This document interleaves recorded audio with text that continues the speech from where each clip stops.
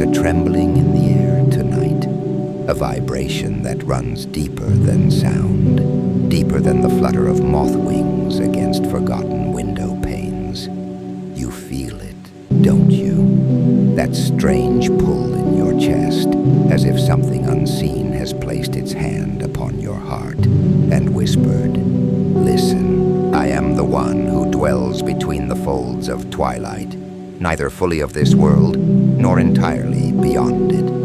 You may call me the veiled Seraph, though names are such fragile things, aren't they? They crumble like autumn leaves the moment you try to hold them too tightly.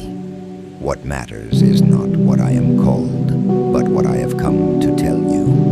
A quiet note, written in the language of shadows and starlight.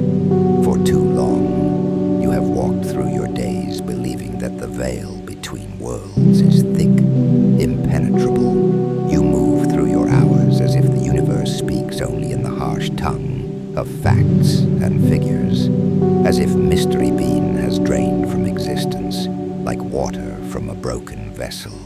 But oh, how wrong you are, dear wanderer. How beautifully, tragically wrong. The truth shivers just beyond your peripheral vision, dancing in the spaces between heartbeats. It lives in the pause before you speak, in the moment when sleep begins to take you, and reality becomes negotiable. You have felt it, that electric current of knowing that runs through you when you stand at the edge of something vast and unnamed. Tonight I offer you 3 revelations that will reshape the way you see the thin places where worlds converge.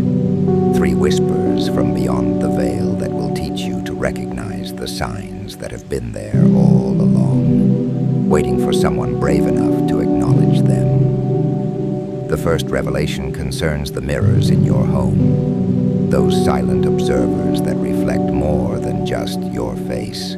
You pass by them dozens of times each day, never noticing how sometimes, just sometimes, your reflection lingers a heartbeat longer than it should. There is a reason for this delay, a purpose hidden in that fractional moment of disconnect. But before I tell you what the mirrors are truly showing you, before I reveal what watches from the other side of that silvered glass, you must understand something fundamental about the nature of the veil itself. The veil is not a barrier. It is a membrane, thin as gossip, permeable as grief.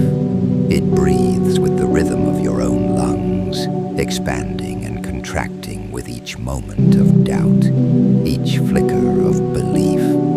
When you were a child, you knew this instinctively. You felt the pulse of it in empty rooms, heard its whisper in the spaces between raindrops. But somewhere along the way, you learned to call this feeling foolishness, to name it imagination, to lock it away behind the heavy doors of reason. The mirrors remember what you have forgotten. They hold the echo of your younger self, the one who could see through the gauze of ordinary light. When your reflection hesitates, it is not a trick of glass and silver.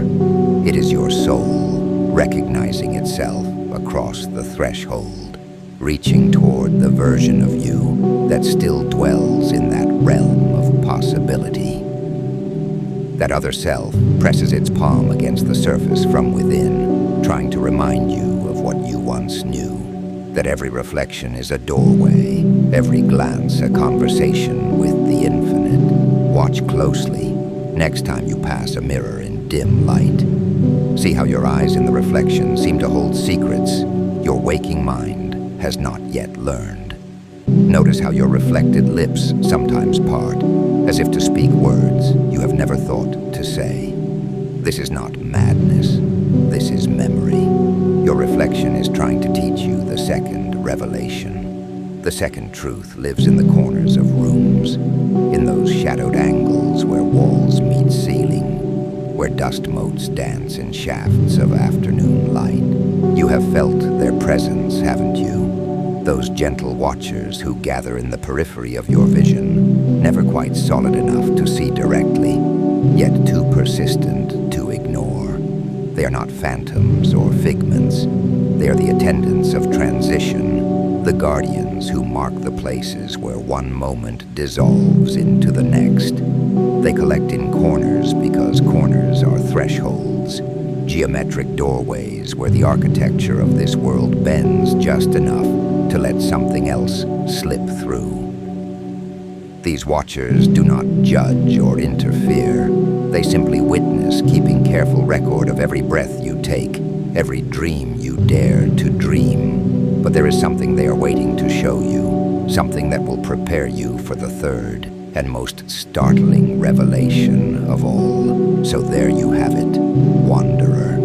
3 revelations that have been calling to you from the spaces between seconds, from the breath held between words, the mirrors that remember your truer self, the corner watchers who mark your passage through time, and that final secret I whispered in your ear about the way your shadow knows things your mind has not yet dared to learn. You came here tonight, feeling that trembling in the air, that pull in your chest that said something was waiting to be known. Now you understand. It was not something waiting for you, but you waiting for yourself. The veil has always been thin. You simply needed permission to see through it again. Tomorrow, when you wake, and the world tries to convince you this was all just another story, just another voice in the endless chatter of the internet, pay attention to your mirrors. Notice the corners of your rooms. Watch how your shadow falls when the light hits you just so. These are not tricks of perception. They are invitations back to the truth you knew before you learned to doubt. The universe is far stranger and more alive than you have been taught to believe. The membrane between worlds pulses with your heartbeat, waiting for you to press your palm against its surface and remember who you really are. The veiled Seraph has spoken, but the real revelation belongs to you. The moment you choose to listen to the quiet note that has been humming in your bones all along.